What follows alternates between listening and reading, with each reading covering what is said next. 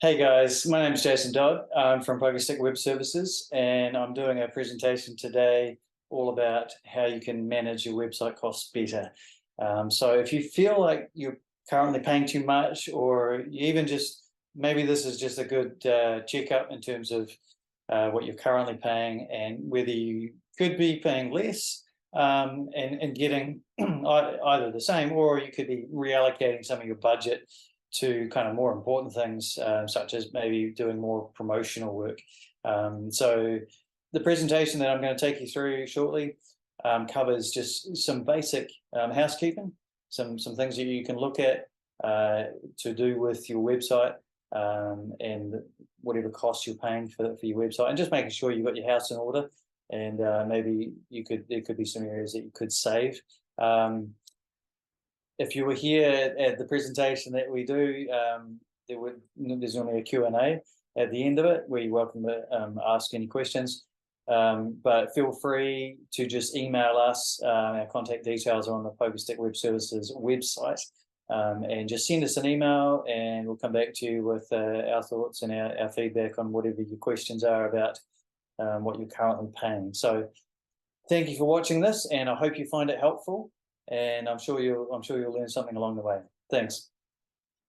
Hey guys, and welcome to this presentation about managing website costs. I'm Jason Dodd from PokerStick Web Services, and I'm just going to take a brief amount of time just to cover some points that may be helpful to you. If you have a business and you have a website, then you'll obviously be paying for it. And as you may or may not know, the costs of having a website for your business can vary greatly. So there can be a huge variation in what you might be paying for your website. And so I'm just going to cover a few points that could be some helpful tips for you to take away, and maybe review whatever you're paying at the moment and see if you can find ways to cut costs. So we'll just go through those quickly now. Firstly, just a quick summary. So firstly, why is this important? So why are you watching this presentation? That is a good question. And particularly in this day and age, where if you're a business owner, no matter where you are in the world, then you basically have to have an online presence. It's just how it is. It used to be an optional extra, but obviously these days, if you don't have any online presence, you're essentially invisible. The cost we're going to look at, building of the website. So this might be if you're a business owner and you don't currently have a website, then obviously there can be a big variation in how much it costs to get the website built initially, or should you even do it yourself? That's a good question. And if you've been looking at getting quotes from different agencies, then you've probably seen that there's a massive variation. And then obviously in the future, going forward with the website, how much are you paying for ongoing maintenance of the site, perhaps changes, upgrades, whatever it might be. Your website hosting. So hosting is just a part of the website cost, and even with services like Shopify or Squarespace or Wix, they basically build the cost of the hosting into the monthly price that you pay. So whether you have one of those sites or you have some other independently hosted site, you will be paying for hosting. And then, of course, there are domain costs. So these are the costs of registering your domain to start with, and then obviously it has to be renewed every year as well. And then, of course, your digital marketing expenses. So, it's all very well having a website, but if no one can find you, if you're not promoting yourself online and not advertising in some way, then once again, you could well be invisible. And that's not good in terms of making sure your business is profitable and will last the long term. And then we'll have a look at how you can review those costs that you're paying at the moment, how you should sort of go through and analyze those. And then obviously, most importantly, make an action plan. So don't just watch this presentation and think, oh, that's all very nice. Yeah, I'm probably paying too much, and then forget about it because you've got other things to do. No, make an action plan and make some changes. As mentioned, it's important because you are paying every month, and we've just got a little quote here from Louis Bloom when it comes to website costs, because this might help to explain when it comes to, you think, well, why is there such a massive variation in what I'm paying? Like, and basically this quote here, Louis Bloom says, the true price of any item is what somebody is willing to pay for it. So it's not necessarily the true cost of it. It can just be that this is what the market dictates, or this is just what the going rate is, and everyone seems to have accepted that, but not necessarily the true cost of providing that product or service. And a classic example of this is domain registration. So domain registration is essentially a service that you're paying for, and the cheapest, and I believe our agency is actually the cheapest in New Zealand for providing domain names. Feel free to prove me wrong on that. But the price you pay for that is, and what you get is the same as if you went to another provider. And I know there are some in New Zealand. Off the top of my head, I think Spark Business, some of their prices are around $70 or $80 for a New Zealand domain. So for us, with us, you're paying about $20, and with Spark, you'd be paying $70 or $80. There's a massive difference, and yet the actual product is exactly the same. So that just goes to illustrate that when it comes to your website costs, don't necessarily just assume that if you pay more, you'll get more.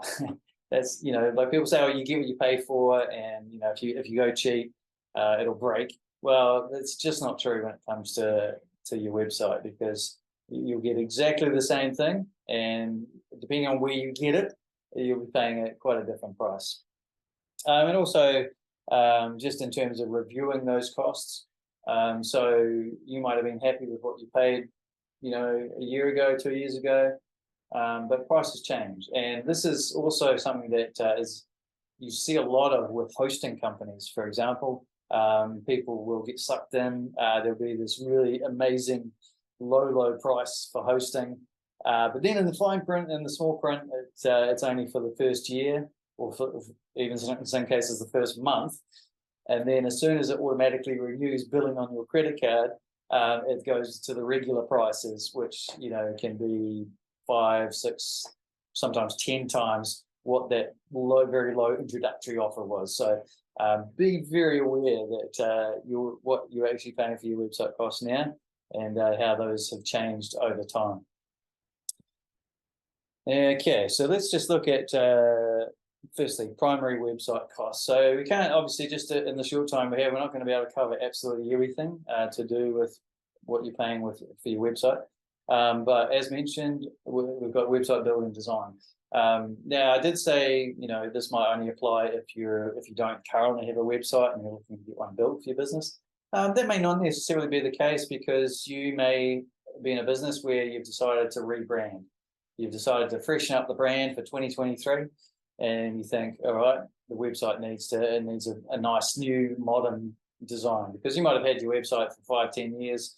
It's starting to look very dated, and you really need to stay current and give it a whole fresh look. So website design, that is, can be very much a primary website cost. Maintenance, that's the ongoing prices of what you might be paying. Now, just with this little caveat is that depending on what type of website, you might get locked into having to hire an agency to do the changes for you, because they might have built your website using a very maybe antiquated system that only they know how to use, and it's way too complicated for an ordinary person to use and to make simple changes, like maybe changing the phone number on your contact page or something.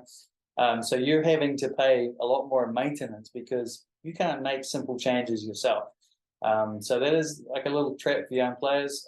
Make sure you check that out when you're getting your website built. Ask them the question, will I be able to make changes easily with this particular framework, or whatever they're building it with. Website hosting, we've already sort of discussed that. And also, this is when it comes to website hosting, it's really about getting something that's adequate for your needs. And it would be very easy for an agency to oversell you and to give you something that's just way more than you need. And so you end up, it's a bit like if you're you're just living on your own and you're looking to buy a car and someone's trying to sell you a minivan. You just unless of course you're transporting a soccer team, you just don't need that. So make sure it's something it's suitable for your needs and you're not paying too much. Website domain, once again, that's something we've addressed, and yeah, it's the same product wherever you buy it from. So you may as well get it from the cheapest place, which I believe is us. And then advertising promotion. So this is anything where you're trying to promote your website online. This might be through social media, direct campaigns, email campaigns, and also SEO. And just a little note, I'm not even going to touch on SEO because it's such a massive subject, but just be very wary because this is, I see it time and time again, business owners, they hear SEO, they hear, oh, I need it, I need it. And they go to somewhere that tells them all good things about how they can get them to number one. And they pay them a lot of money, and they just don't get bang for buck. And it's very sad. They just waste a lot of money, throwing money away at SEO. Be very careful with how you spend your money on SEO. Right, so how do you review your website costs? Well, obviously, like reviewing any kind of outgoings, whether it's at home or at work, firstly, you need to know what your current expenses are. So if you haven't been in the habit of keeping a budget, now's a good time to start, or check with your accountant. That's also, I'm actually here at the moment in the boardroom of Accounting and Taxation Centre here in Stoke. They are good guys when it comes to helping small businesses. They do the full range of tax returns and business advisory. So yeah, just get in touch with someone who can help you, or if you can't do it yourself, but make sure that you know very clearly how much you're paying, how often you're paying for it, and what you're paying for, what you're actually getting for your money. Think about what you need and what you don't. Well, that may be difficult for you because you may not actually know what you need. I'm happy to advise. If you want to get in touch with me, I can give you my point of view in terms of what you do or don't need. And our business ethos here at Pokerstick Web Service has always been the same thing, and that is to reduce the cost of managing a website. So we're in the business of helping business owners like yourself to minimize what they're paying. So we'll give you some good advice on that. And also you can check our blog. We have a lot of articles on cheap or free ways to get things done. Shop around. That makes sense, doesn't it? Don't just take the first quote you get or the first one maybe that's been recommended to you, or even if you've been working with them a long time. You have to understand that even that the agency or the business provider that you're working with, nice people, but they're there to make money, and you're the client, so they don't want to send you somewhere else. So just be wary of that. Make sure that you know exactly kind of how much you're paying and what you're getting for that. Yeah, discuss it with your business partner if you have one, or a trusted friend that can give you some nice unbiased advice. Because unfortunately, when it comes to things like website costs, there is unfortunately a huge amount of misinformation. When it comes to this type of thing. And I was talking to a friend of mine actually just recently, and he was saying that his hosting provider had told him that having a dedicated IP address would be good for his Google SEO. And unfortunately, it's myths like that sort of get perpetuated time and time again. And people think, I have to pay extra for a dedicated IP on my hosting. You don't, and it won't help your SEO. So, just be careful about, where you're getting your information, and always double check your sources. Yeah, obviously once you've reviewed, you've got your list of expenses, and then at the point there next to that, enter what you think it should cost based on your research. So, and then you can see if there's maybe a bit of a variation in what you're currently paying, and maybe what you could be paying. So you might see some savings right away. Right. So what sort of things can you ask your provider? or sorry, a potential provider. So you're going around, you're getting quotes, you're doing your due diligence and your research. So yeah, what is the total cost of the service? So this includes any add-ons, any extra fees. What's going to be the total sum of the bill that you get that you have to pay? That's what you really want to know. Make sure they're very clear about that. Is there a fixed term contract? So you get locked in. If you start with like a maintenance plan with them and they're like, yep, come with us, $30 a month, whatever. And then you decide a couple of months in that it's not really working out. What are the rules around exiting that arrangement? And also, as I mentioned there, website backup. So I've seen some agencies require customers who are cancelling their contracts to pay in the vicinity of $200 or $300 for a backup of their website. It shouldn't be like that. We do it for free, and we believe other agencies should do the same. Just because a customer's leaving, don't don't gouge them for horrendous amounts of money for no good reason. Also during the contracted period, what are the restrictions? So if you want someone else to help with the website, are they allowed to? Are there any things that you can't do?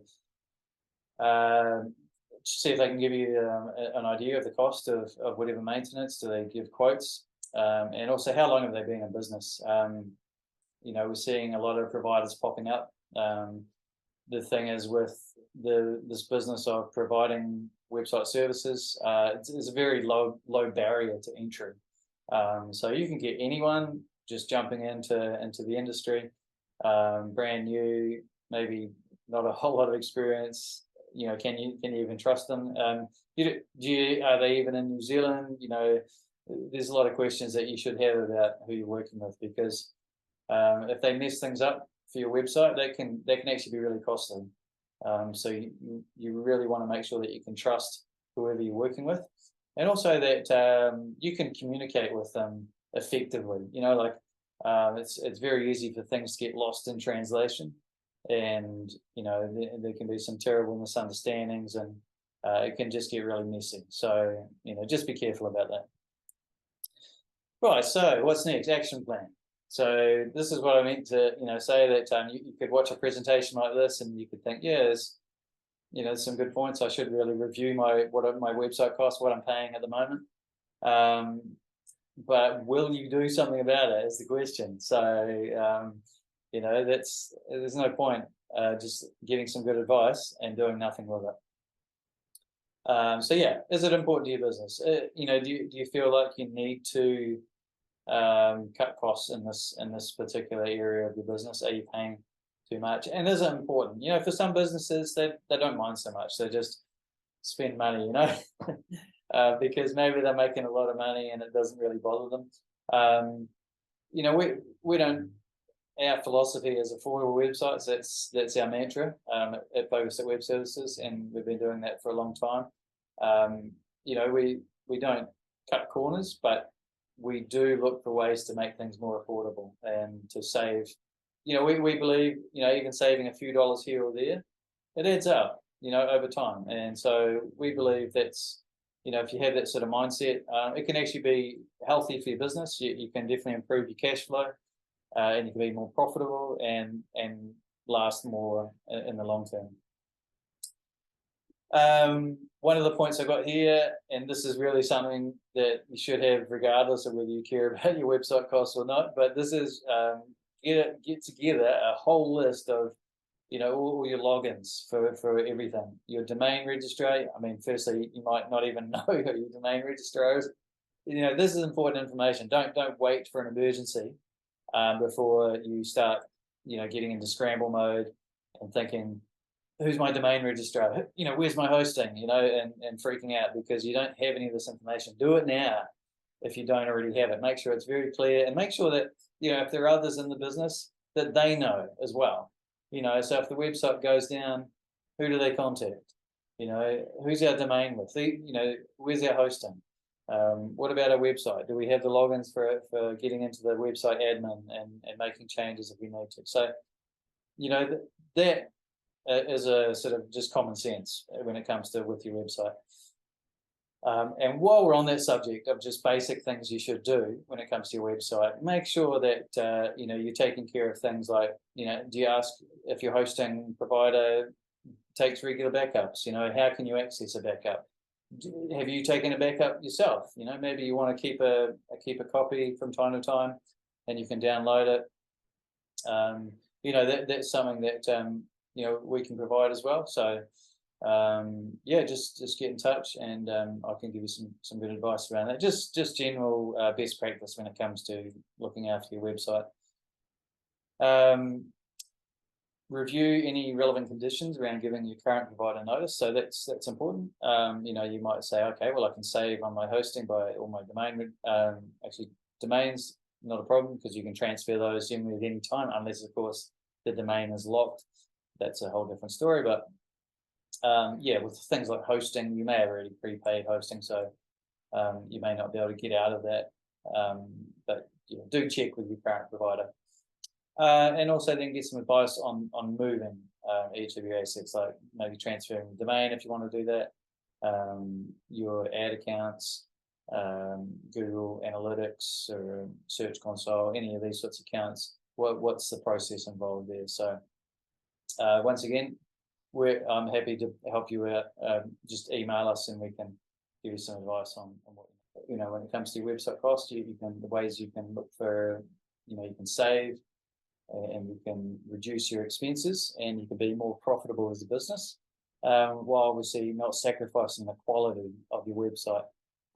And one of the good things about this is not just that you become more profitable because you're reducing your expenses, but you can actually then maybe allocate some of that budget that you've saved to some really important things, like making sure you're spending on the digital marketing, your Google advertising, doing some SEO work, or design changes for the website. So you can sort of reallocate some of that money that was being, wasted on because you were paying too much for something else. So hopefully this has been helpful. Obviously we're here. If you have any questions that you want to email through, feel free. You can contact us through the Pogo Stick Web Services, the Affordable Websites website. We have all the contact details there, and look forward to hearing from you. And many thanks for your time, and hopefully you've been able to learn something useful today. Thanks a lot. See you later. So hopefully you enjoyed that presentation and found that you did get something out of it.